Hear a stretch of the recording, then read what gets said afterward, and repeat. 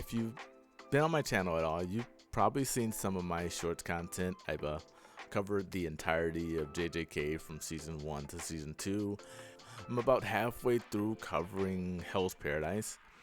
So with that in mind, and with the time limitations and constraints of the shorts content, with only having about 60-ish seconds to kind of give my reaction to these episodes, I thought it'd be a good idea to create this additional bit of content where I can kind of give a little bit more insight onto the episodes that I'm covering week by week. So this will be the first installment. Going forward, I'll do it 3 episodes at a time, since I'll be posting like 3 episodes Monday, Wednesday, Friday. I'll drop this on Saturdays, and we'll be discussing the 3 episodes that are discussed during that week, if that makes sense. So, with regards to episode 1 through 6 of Hell's Paradise, I'll just take you through my journey here real quick. When I saw the first episode, I wasn't exactly convinced. I'll say the thing that really drew me into this show was kind of the art style. Like, I really like the use of dark colors. I like that the show it has this very serious feel to it based off the color palette of the show. I really enjoy that. And also, I like the time period that this is set in. Not a whole lot of anime are set in what would you consider this, like Edo Meiji era ish of Japan, like right after or right before the outlaw of like samurai. I want to say it's like right after, but I'm not totally certain. But regardless of the point, I really like the time period where this show is set in. After I got through the first episode, I was really intrigued by the general development of the characters. I like Gabimaru. It's really interesting that he, in this one episode, goes from this guy who hates himself, or is claiming to like hate himself, and he says he wants to die, but his actions aren't necessarily matching up with his words. I thought that was an interesting way to develop this character. And then we have Sagiri, who she is this stranger who we find out like she's just kind of like writing a report on Gabimaru while he's held capture, and then toward the end of the episode it's revealed that she's actually the executioner, and like she's actually kind of a badass, and she's going to kill him. Okay, what's going on? And then we see like the attempt, and like his fear and his realization and coming to terms with how he actually feels, because he's kind of like forced to with this life or death scenario. I thought that all played out amazingly, and it drove me to want to watch the next episode. Episode 2, again, pretty interesting. Not one of my favorites. I thought it was a little slow for my liking, but the one thing that I did enjoy was the introduction of a lot of characters. I like it when a show just kind of throws 15, 20 characters at you, and they say like, these are the moving pieces within this world that we're creating. We're not going to roll them out to you one by one. We're not going to give everybody their special episode. We're going to throw all the pieces all at you at one single time, and we want you to find who you like out of this group, whether it's one or multiple people, whatever. We want you to find and connect with who you connect with, and that's how this story is going to work. Nobody's going to like have their own spotlight moment. I loved that, because it kind of gave you an impression of everybody within this one scene of like, this person's a really a maniac. Okay, that's interesting. This person's real chill, and this person's excited to kill other people. Like this person's a little reluctant, and the big guy, he just kind of sits there the whole time. It's like, what's up with that? So it was interesting to see the different ways that the characters interacted together without anybody really getting any shine, and everybody just kind of like sharing the stage more or less. And then we get into episode 3, which I think kind of separated the show a little bit in terms of adding to that again, that level of character agency where these characters are just doing what they want, and it doesn't appear that they're necessarily doing anything for a particular reason. They're other than just their own beliefs and survival, really. I enjoyed, okay, that sounds kind of crazy, but I enjoyed the scene where the giant, there's the guy with the eye patch. I forget his name. But the guy with the red hair and the eye patch, and the giant just kind of like crushes him against the tree. And I went, what? Isn't he supposed to be like a moving piece in this show? Like I thought he was going to be like an important character. I thought he was going to be our Renji from Bleach or something. Nope. Yeah, he's gone because he made a, I wouldn't even say he made a bad decision. He got stuck with a giant who really no one can stop. So yeah, he just kind of got a bad placement, an unfortunate placement, I guess I should say, which that was really cool. Then toward the end of that episode, we have Gabimaru like try and like turn on Sagiri, and that was again just awesome because it only makes sense. Gabimaru was like someone who grew up in a certain way, so it makes sense that he wouldn't be quick to make buddy and friends with this person who we just met. Like, of course he's going to like not hate her because she is special in some way toward him. He can like see that, and he appreciates her in some way, but it does make sense that he would try to go back to his natural instincts, which is like soulless and just kind of act and not necessarily think too emotionally about it, to just kind of go with the logical thing to do, which was kill her and be more efficient at getting the task done, which was kind of seemed like how he looked at it. And then we'll go on to episode 4, which I'm kind of just going through my list and like looking at the thumbnails to kind of remind me. So I'm just so I might forget one thing or another. I'll try and keep this a little bit more concise going forward.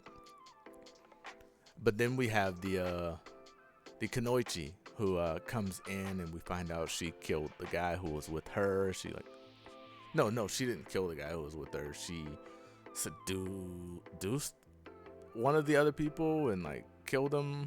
And yeah, it gets really interesting because again, like this is just people making decisions, and it makes sense. So I was like, oh yeah, that's what she decided to do off the bat. Like, you use this person and kind of get them off the board because maybe she saw that they weren't very useful.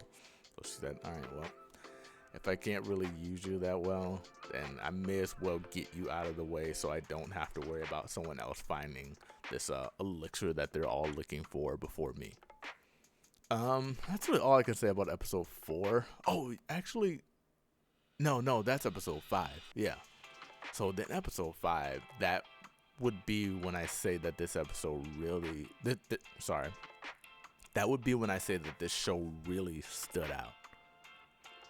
The scene with Tenza and Narugai, as they are like riding in this boat, and they're both stumbling upon this ship graveyard, and they're trying to figure out like, whoa, what is this? And then before they know it, they're being attacked, and you've got Narugai just struggling with the decisions that she's made, and him like telling her to like snap out of it, to, hey, if you want to die, then do that, but if you're like unsure about it, you probably should make a decision right now, because sitting on the fence is not gonna be good if you're gonna like regret it in the end. Like, make sure you're okay with that decision that you're making.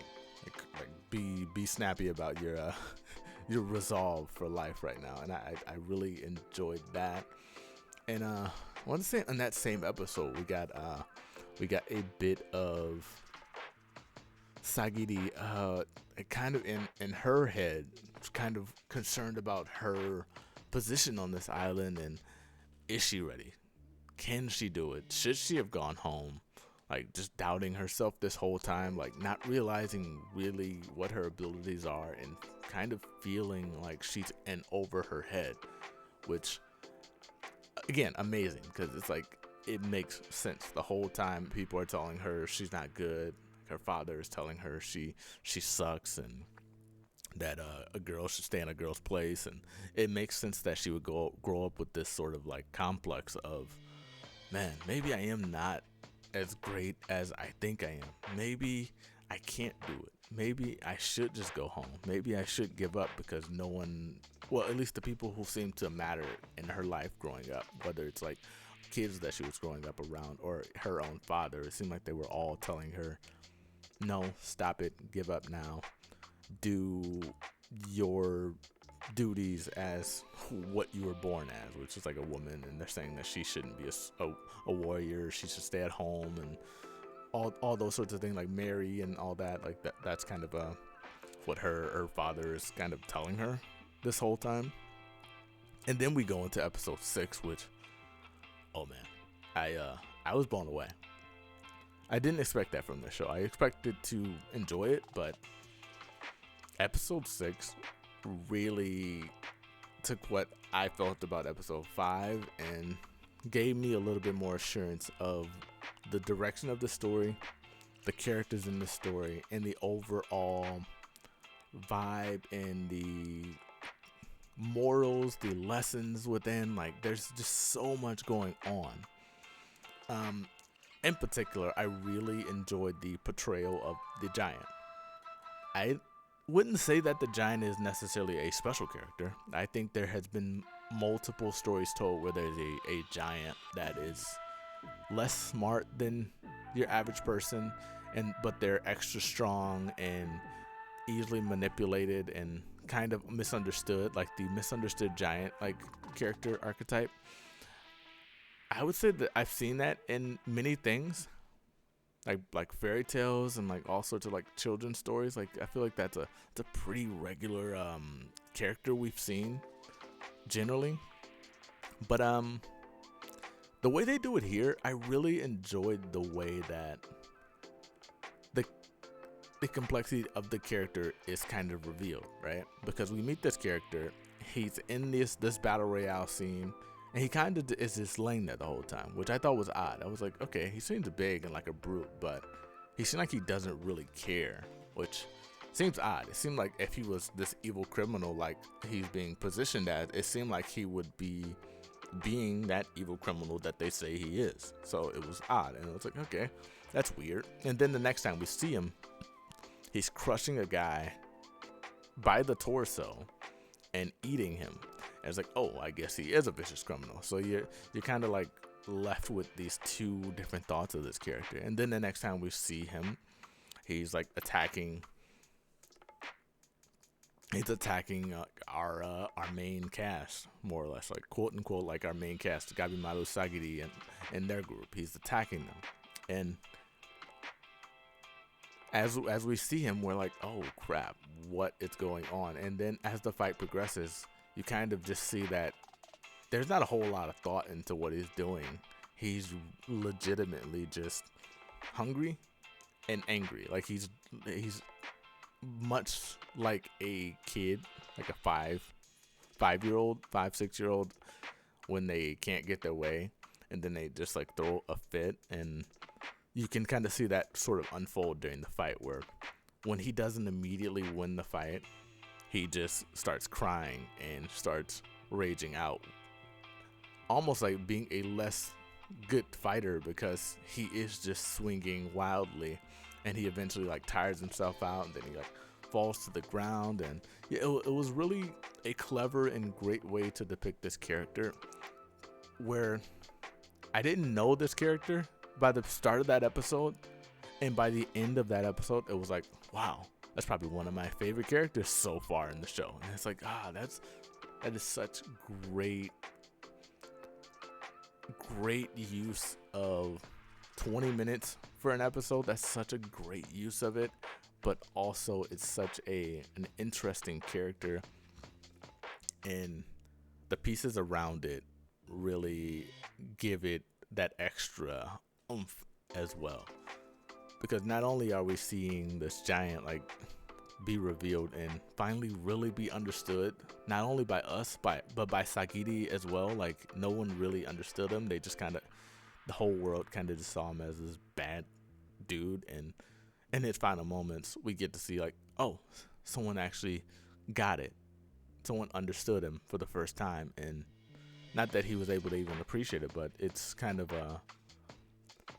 somber and but kind of poetic that in his final moments he was finally with someone who wasn't there really judging him, someone who kind of sympathized with everything that he was going through and didn't really feel like she was ending him out of hate, but more that she did it out of kind of pity for him. And that was an interesting way to go about that. And then on top of that, just Sagiri getting her courage and being able to complete the strike by calming herself down, not letting her emotions get to her, not overthinking too much, just kind of getting to a point of complete calmness. Which, yeah, phenomenal episode. I could talk end and end about that performance. Yeah, the show, it reminds me of a lot of Rurouni Kenshin, the original, not the 2023 version or whenever that show came out. It reminds me of Rurouni Kenshin, where the fights don't appear to really be about the fights. It's all about the mental state of the characters and like battles of philosophies and in general like redemption. Like when you think a character is awful or bad, it's like, no, I'm not really awful or bad. I just did some awful and bad things, and I'm not necessarily that person today. That person that I was 5 years ago, 2 weeks ago, 500 days ago, whatever it is, I'm not necessarily that person today. And that's really what the show kind of is depicting a lot so far. And I like that. And I am really looking forward to seeing that trend continue in the upcoming episodes. And on that note, we'll wrap this one up. This one went a bit longer. Again, going forward, we'll be covering 3 episodes, so I guess it kind of makes sense that this one would be 20 minutes. I'll try and keep these closer to 10 minutes going forward, so it's a little bit less like yap, and more like concise and to the pace and not overwhelming. Unless this thing becomes a little bit more smooth, I guess as I do them, they might get a little bit more smooth, and I might be able to get a little bit more bang out of each episode, and we can just roll this out as we see fit. But anyway, thank you for listening. If you made it this far, appreciate you. Be sure to leave a like, please. It greatly appreciate it. Sub if you feel like it, and yeah, catch the shorts Monday, Wednesday, Friday, and then catch me here again on next Saturday. And yeah, don't really know how to outro this. That's it. Later.